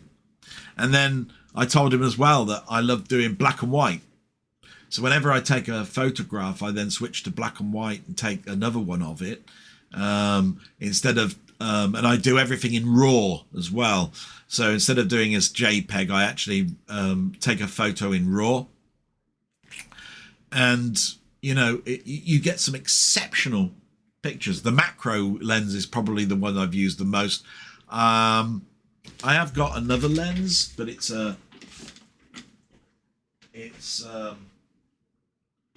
cheapo. I haven't used it in years. Covered in dust, look. Let's see, was it a Tamron? Something like that. Sigma. There you are, it's a Sigma lens. I don't know if you can see this. There we go. So that's my longest lens. Sigma lens. Sigma DG. It's a 70 to 300 millimeter lens. Now, if I always said to myself, if I could afford cameras and lenses, I'd buy the grey Canon lenses, the ones with the weatherproofing seals, with the image stability that you could switch on and off, so that you don't always have to have it. And I'd buy a body camera that would take faster than five sequential photographs as a burst. I'd want something like 10 or 12 or more, and 28, more than 28 focal points for the sharpness, so that etc, etc. And I'd also like it to be able to take 3 photographs of the same image, and then it will pull them together and choose the best one or merge them in the body of the camera. All of those lovely things that have been around now for 10 years. And my 90D has some of those features. So I have great fun with that, but I don't go out anymore and take photographs. I'd love to be able to do that. So anyway, hope that's given you some insight, shown you a few lenses. And I hope it answered your question as best as I possibly can. And thank you so much, and salute. And if you haven't guessed already, Colin Ponder has got 2 channels. He's always listed in my description. Please go and have a little look. And salute to you, my friend. And we've got now down to Robert's Retro Gaming. And let's see what Robert's got to say. But hi, Del. Weather is, I think, a standard thing to talk about and complain about all over the world. Totally agree with that. I've been watching as much World Cup as I can, and it has been quite entertaining on average. Canada just got eliminated from the round of 16 today. Saturday, disappointing, but they did better than ever to get that far, and they played a respectable game against Morocco. I was cheering for Scotland as long as they were in, and I cheer for England as well. We have some relatives in England on my wife's side. England play Mexico tomorrow evening, and I expect to be watching that game. Yeah, it's 1 o'clock in the morning though for us, matey. I feel so much better for you, I have to say. You continue. It stuck me just now that I don't complete my comment on your previous blog to this one. Apologies. No need to apologise, matey. It's, as I said before, it's just very nice that you even put a placeholder in case you can ever come back. And to be quite honest, please, congratulations to Canada. I think they did amazing. I really do. To get through to that, that's all that England ever used to be able to do for many, many years. You just build upon these things, so that's going to be good. You continue, my daughters and I have been arranging a surprise birthday party for my wife, which kicks off in about half an hour from now. If I can actually get her out the door. I'm pretty sure we have managed to keep it a secret. I'll find out in about half an hour. That's had me pretty busy for the last couple of weeks. Anyway, all the best to you and your family as always, and I look forward to seeing you and hearing you tomorrow. Fantastic, matey, and hopefully I can get this out as fast as I possibly can. Salute, my friend, and if you haven't guessed already, Robert, as you know, is one that I mentioned in what I watch on YouTube each week, and to be quite honest, every day there's something. I don't think there's a day where there isn't. So there you go. Absolutely fantastic, and it is good what he does, because he doesn't just keep to one medium. It's like Atari, Spectrum, Commodore 64, consoles, Steam, all sorts. It really is an entertaining watch, and thank you very much, and salute, my friend. And we get to Down the Rabbit Hole, my friend, who's also in the same country, Canada, as my friend Robert. So he's put, thanks for the kind words, Del. This is what Keith has put. You're the first to request a return from OB Windows, so perhaps that old wizard can be found out in the desert once more. I noticed you had other content you stopped making, such as showing off your Marvel statues. Did you run out of items to show, or were they just not getting the views? Wrong on both counts, to be quite honest, on the reasons for not doing them. I've got 400 statues. Were they not getting views? They didn't get that many, but they got as many as a lot of my other stuff, but game playing and movie stuff. No, the reason that they weren't done is because my mum's room was turned into her bedroom. And that meant I had no place to do my recording. If you notice, all the statues were done in the living room, and you'll notice that everything I do now is in this room. And some of the statues are 24 inches tall. I'd have to move things around so much to try and do them, but it's not like I couldn't bring them back. I could try doing something, but it's all down to time. Time is the biggest problem, and all I can say about it is I've got to get past that issue. It's something that the only way that I can see me moving forward. Otherwise, this just turns into a blog, and it stops being a retro zone, doesn't it? At the moment, I still have more videos that are not a diary than I have of a diary. So, just to give you an indication of that, I'm at blog 228. And my video count at the moment is 550. So you can see I've still done far more outside of a diary than I have this, but I don't want that to keep creeping up to the point where it's a 50-50 thing and then worse. So definitely that is going to change. And I really do say this, Down the Rabbit Hole, he's got a brilliant channel. I really do hope you go and have a little look at it. He covers, as I mentioned, like OB Windows and all of that sort of stuff. So I really think you ought to have a quick look after this at his channel. And I'll talk about what he's done this week. Hopefully you'll find it interesting. And the last comment is from my friend Martroid. He always comments, love him to bits. He's put, sorry to hear that you've had such a challenging week, Del, especially with the weather. It's winter here in New Zealand now, but it's been pretty mild so far, not nearly as much rain or cold as we usually get. I can totally empathise with your concerns about your mum too. Mate, my partner's parents are quite elderly and they're both either in hospital at the moment or about to be admitted. In fact, we're heading down to stay with them for the next couple of weeks to give them a bit of support. Isn't that wonderful of you? I think that's fantastic. It's always difficult not knowing what's going to happen, but I guess you just have to be ready to step in whenever you're needed. Anyway, thanks again for another great diary this week.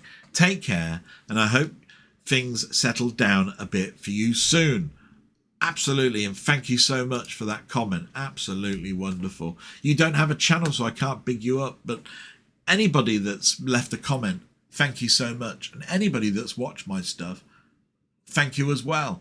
I love this section because it makes me think. It also gets me to a point where I might have to go away in a minute because I'm going to have to change my mum for the second time of the 3-part day. So it puts me in a good place for me to just pause for a moment. And then when I come back, we'll be on to what I watched on YouTube in the end. So that's really good. So I'm just going to do that right now. And thank you so much for what you've watched so far. Won't be a moment. And mum's been changed, and we've got to the watched on YouTube section, which I usually split into 3 parts. And the first one is just called watched on YouTube because it's sort of like my generic one. Always like this section because I just like to give people an insight into what it might be out there that wouldn't come up in your alerts for your YouTube. That's basically all it is. And many of you probably know the same ones that I do, but I always like to, you know, there might be a time where there's a channel where you go, oh, never heard of that one. What's that? So anyway, there's 4 that I watch every week in the Watched on YouTube, and that is This Week in Retro, Techmoan, Gadget Show, and Chronologically Gaming. Covers sort of base of just about everything there. And This Week in Retro has usually 3 subjects with the housekeeping. The 3 subjects this week were physical and playable, single floppy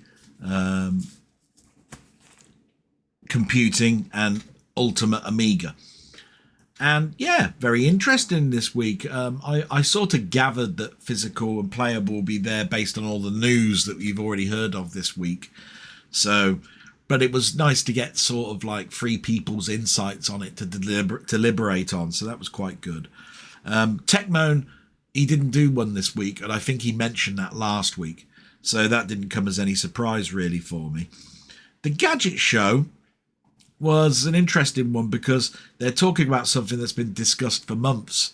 And the actual episode was called The AI Boom is Costing You Money. Well, no shit, Sherlock. Known that for ever since I built this damn PC and had to put RAM in it. It's all over the news. Everybody is aware of it. But again, always interesting to see if there's anything extra to add to it. So that was great. And Chronologically Gaming, as I told you before, we're still in 1982. A shame. We are getting towards 1983. He's doing what they call mop-up. And the one that he showed off this week was called Bachelor Party for the Atari 2600, which brought up that interesting section for the Atari 2600 towards its end, where you could buy adult-orientated games, for which he's given a statement on where he will go in the future when it comes to adult-orientated games. And you can probably tell with the title of Bachelor Party what type of game that is. So that was the 4 that I always watch. The next one is called Quick Flips. This came up. The channel, the actual video name was called Did Sony Just Kill My Video Game Store? Because everything that came into my alert was always from oh, what do I think about it as a collector? This guy's got a shop. And the shop is called Quick Flips. And he was talking about what this might mean for him and his wife and child, and what it means for people that are on a bread line, you know, when it comes to money, you know, with the electricity bills and all that sort of stuff. So a genuine concern, and nice to hear from a shop's perspective on this. So that was good. Then there was a channel called Film Discussion, which I think I saw a lot about last week. But this one was Steve Martin. And he was talking about the story of when he first met Stanley Kubrick, and then the full interview on how he started out in entertainment in the first place, which is always nice to go over again, because I was a big Steve Martin follower from the moment he did his Wild and Crazy Guy vinyl record. I've liked Steve Martin, so that was good. Then there was a channel called Adam28XX. This one was a continuation again, I think, from last week. It was called Nobody's Perfect, the making of Some Like It Hot. And if anybody knows Some Like It Hot, Nobody's Perfect is the end line from Some Like It Hot. So that's great. So I really enjoyed that. And it's interesting when you look at something that you know so well, and you've watched so many documentaries. I never really learn anything really new, but it's great to hear the echoes of the past of actors that are no longer with us. So Marilyn Monroe, has gone. Jack Lemmon has gone. Tony Curtis has gone. So seeing these old interviews when they were talking about Billy Wilder is great. And I had a blast reminiscing with that. There was another channel called Tuin, Tuin. This one was Quake Turns 30. John Romero plays Quake and reveals back stories from the development. I brought this up actually a little bit later on in the Mainmeister section, that Quake had just turned 30. And I brought it up because I know that with great pride, Alan, or Mainmeister, interviewed John Romero. So, and the first thing he said was, and it was the same thing that went into my head when I was watching it, was, my God, Quake is 30 years old. We hear so much all the time of Wolfenstein and Doom and all of that. Quake turning 30. Wow. That really does age you a little bit. The year, I believe, that graphic cards turned into 3DFX and Power VR, really. It was all OpenGL and all new. A fantastic product. I loved Quake. Thought it was marvellous. Probably the last time I really enjoyed first-person shooter. Because Doom was obviously great. Wolfenstein was great. Everything after that is still great, don't get me wrong. But it soon turned into something where I lost my enjoyment out of it, when I became cannon fodder in multiplayer and all of that sort of stuff, and far too complex controls for me to keep up with. I go for the old school every time. And then there was the channel BFI, British Film Institute. They were interviewing Diane Morgan, and she was talking about her comedy show Mandy, and of course going over old ground a little bit with Philomena Kunk, with her series of Kunk on Live, Kunk on Britain, Kunk on Shakespeare, all of that sort of stuff. Philomena Kunk is one of those guilty pleasures I have whenever I'm wanting something that's a documentary but isn't a documentary. It's a spoof. And some of the things that comes out of her mouth, my God. Diane Morgan, a fantastic comedian, love her. That's the end of what I watched on YouTube. We've now get to film, TV and soundtrack on YouTube, and this is more friend orientated, and but also just stuff that's I think people should watch.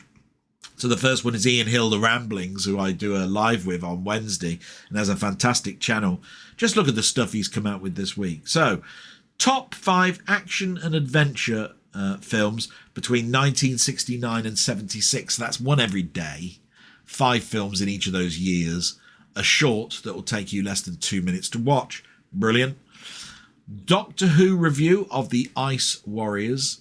Another one of those ones that back in the day I wanted to know, wow, what are the Ice Warriors? I've heard so much about them I want to see Patrick Troughton's first visit of the Ice Warriors.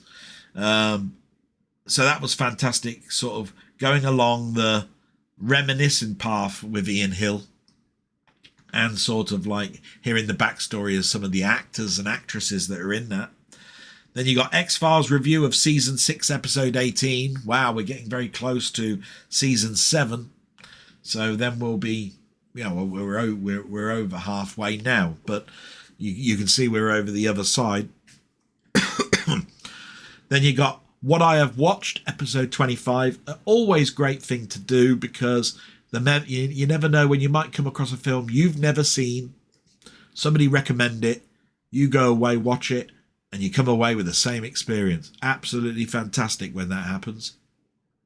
So definitely worth a watch. SFX magazine review of July 2026. He does a little book or magazine review. We're now obviously in July, so July is the one that he's reviewed. We're heading into a busy period of the month with Odyssey, Spider-Man Brand New Day, Supergirl all coming out. Summer blockbusters, so of course that magazine's going to give some insight into that. And then of course he did a live with me on Thursday, not Wednesday this week, and it was episode 114, and what a great time I had. Talking to like-minded people like Cy and Muckman and all of those people.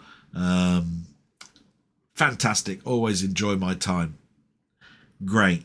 And hopefully he'll always ask me to come back. Absolutely brilliant. Moving on, we've got Movie Collector, which you must have heard me talk about several times. He's the projectionist guy.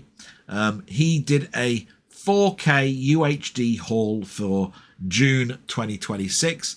All the films that he bought more than he normally does. He bought several that were in the HMV £50 for free 4Ks sale type thing. So that was great. Then we get to Just Joshings, who used to be Through the Lens. He did a film short review of Supergirl. Always worth a watch to see or hear another person's take on something that's more aimed at him than it is an old fogey like me. So that's always a good reason for me to pay attention and listen. Then we've got Blue Roy movies that Muckman and Ian put me on to. He did a Roy's Heatwave watches, so films he's watched during the heatwave, and physical media update. Always good to hear a collector's opinion on things. Muckman Movies did just a short this week after doing his 7 questions last week and pickups. So he did a short on The Thing expanded documentary, which he bought. He was part of the Kickstarter and wanted to show off the lovely box that is The Thing expanded documentary. Brilliant. And then you got Commode and Mayo's Take, which is basically just the YouTube version of what I used to listen to on the way home on a Friday for films that have been released this week. They did a review of Supergirl, Nirvana, the band, the musical, Minions and Monsters, and Box Office Top 10. So that was quite interesting, all of that. Absolutely marvellous. Really enjoyed my time listening to those reviews. And the last page is Gaming and Tech YouTube, which is my friends, basically, that are a part of my Discord, part of my friend Maymeister's Discord, people who contact me outside of YouTube, have a chat, that sort of stuff. And right at the top, we've got Down the Rabbit Hole. He did a couple of videos this week. He did a Coolerhausen camera monopod review.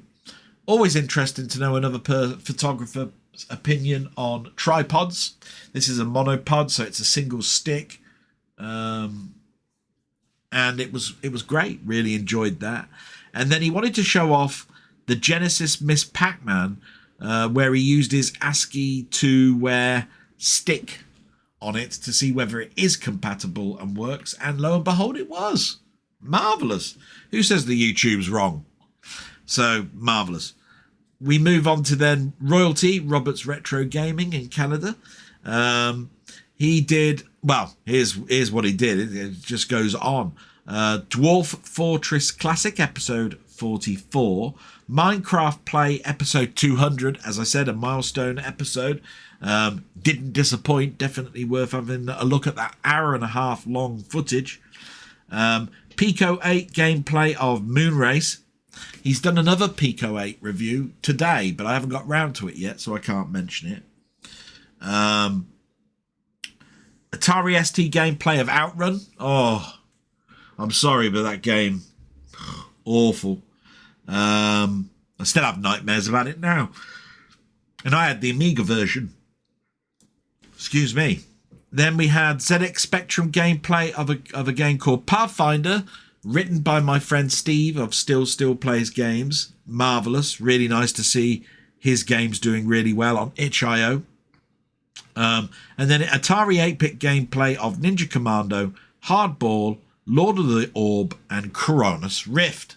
Coronis Rift there being an absolute all-time classic to me. Follow-up to Rescue on Fractalus. Really loved it. Watched every second of that and had a big smile on my face all the way through. Marvellous. Thank you so much, Robert, for your contribution this week. And then we get Steve Still Plays Games, who I mentioned earlier. He did a couple of things. He did a Twitch, YouTube channel update on what's happening in regards to the heat and him bringing out more content. And he did a Mr. Do and chat, because why not? Why not chat while playing on your favourite game? And Mr. Do is definitely Steve's favourite game.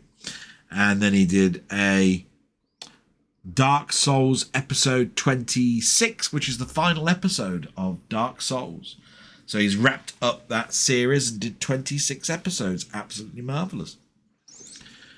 Moving on, therefore, to Colin Jones, aka Ponder. He did a Vblog, episode 106. He did a gift unboxing of some arcade parts to go with his Double Dragon and so forth. That was great. He did a Mainmeister high score kerfuffle of... I can't read that. My writing's terrible. I think it's Compo or something. I can't even read it. Or Gamapoo. But anyway, he did a Tudor's high score challenge of Gone Brioche. And that, I think, covers the Colin Jones, aka Ponder section. 20th Century Gaming. He did Battle of the Zap 64 Sizzlers. Round 4, the shoot 'em ups. Absolutely marvellous. Nothing I can say about that. I did look to see if he was doing a live stream last night, but there wasn't one. But that was good because it meant I could go to sleep earlier. And Mainmeister did a ZX Spectrum live stream. And he did a live Friday waffle with me, where we talked about just about everything. Really enjoyed my time on that. It was always nice to get invited. Always nice that I can make time to do it. Not always is that easy to do. And that is the end of that. Other than to sort of like go over some of the purchases this week.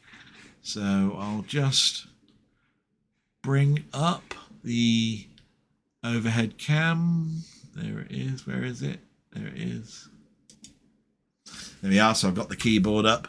So the first thing that came this week was a steelbook of The Descent. It's quite a nice looking steelbook. It's one of those covers that's acetate. That means that you can see things that are behind it, but things that are in front of it, sort of like cut off, you know, the actor's legs and things, you know, if you're only seeing them from a certain height and that sort of stuff. Very interesting. Really enjoyed that. The Descent I'm looking forward to opening and having a little look. Then we got the steelbook of The Hunt for Red October. Bit uninspiring, this cover. Red and black. Matte. Nothing fantastically glossy or anything to say, but I'm really looking forward to seeing that film again. And this one must have been a pre-order from last year, because I don't even remember ordering this year. But there is a 4K edition out now of an Arnold Schwarzenegger film called Eraser. I remember having this on Laserdisc. thought it was quite entertaining. This is in a big box Warner Brothers release. Haven't got too many Warner Brothers big boxes other than, let me think. Once Upon a Time in the West, Good, the Bad and the Ugly, Few Dollars More, Fistful of Dollars. Yeah, I've got a few. Blazing Saddles, I think, was another. I'd have to look through, but that's everything that came there. And we then turn to the camera and I wind this all up. I had a great time today. Absolutely marvelous. Always nice to answer people's questions. Always nice to get off of my chest some of the frustrations of this week. And we're approaching another heat wave, folks. If you're listening to this in Britain, please keep cool as best as you can. It's only a short period of time. Always remember that. And with that, I'm going to say salute and say thank you so much for watching. Till next week, really. Thank you so much. Bye-bye.